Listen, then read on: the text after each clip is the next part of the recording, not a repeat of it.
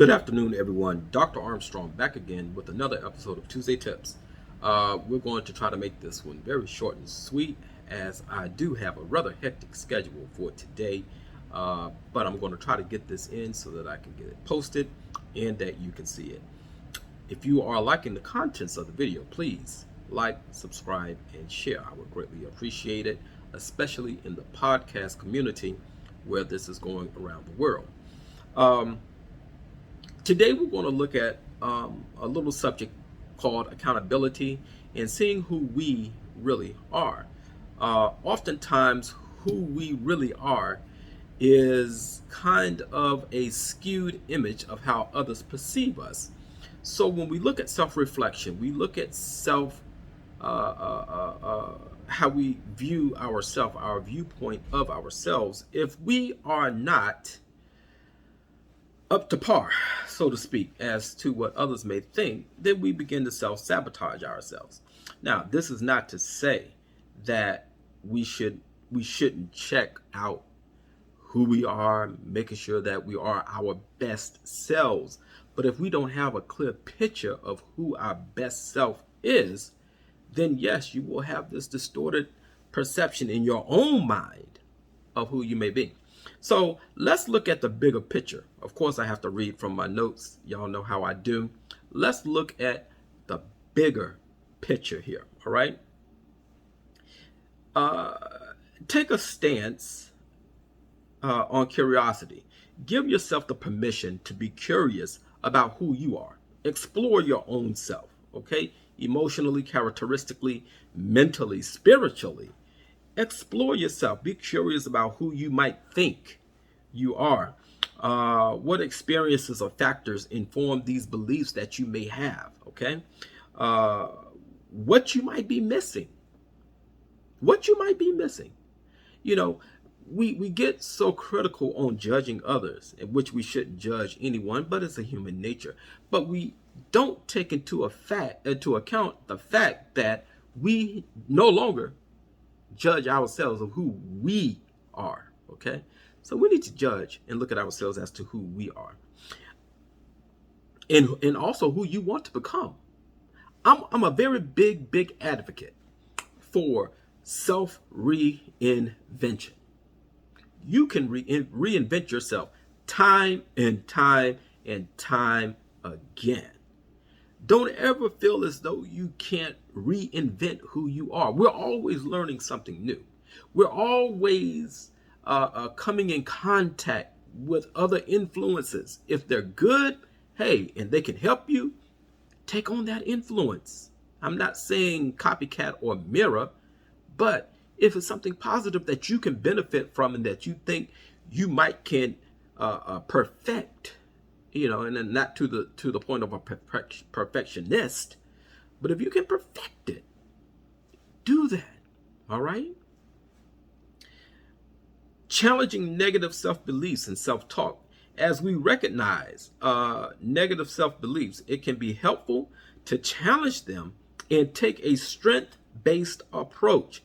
For example, instead of thinking I'm such a failure, I always make mistakes, let's restructure that. Say something that might alternatively say, everyone makes mistakes. Making mistakes doesn't make me a failure. You see? It's a lot of restructure and a lot of reframing that we have to do in order to become who we want to be, all right? Questioning the accuracy of our own perceptions, our own self-perception.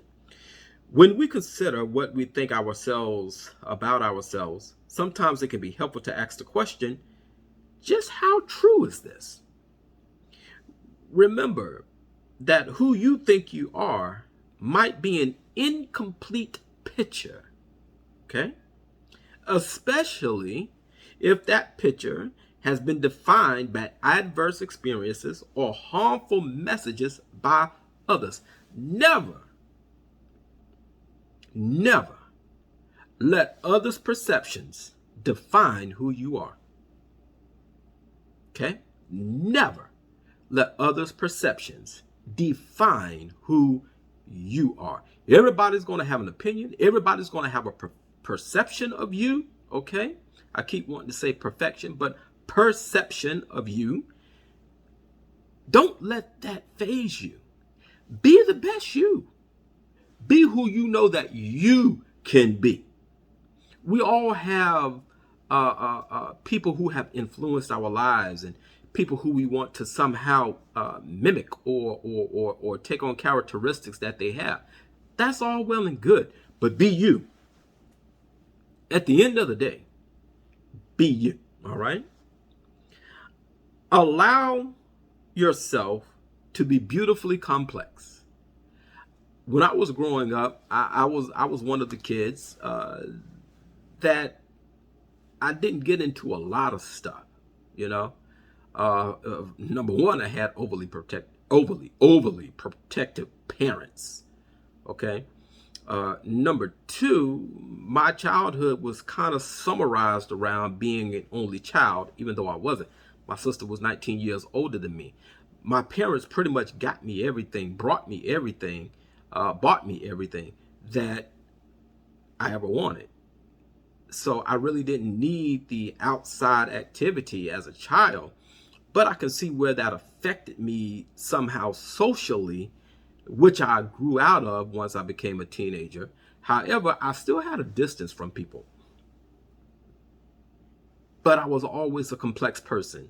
You know, understand this, that we are more than our strengths. Our strengths are only what are displayed. There are more strengths inside of us that need to surface for us, okay? Growth areas, success, and mistakes. Give yourself the permission. I'm very big on this. Give yourself permission to allow your strengths and successes and challenges to coexist. Coexist. It's okay for these things to coexist. As coexistence of certain strengths and successes and challenges, it can be freeing to you, and it can also be empowering to you, because you're being perceptive or receptive to everything going on inside of you. All right. And last but not least today, seek the support that you need. Seek the support. Okay. You don't have to go at it alone.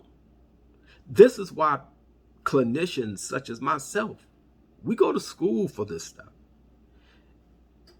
I'm trained spiritually to help on the spiritual matters.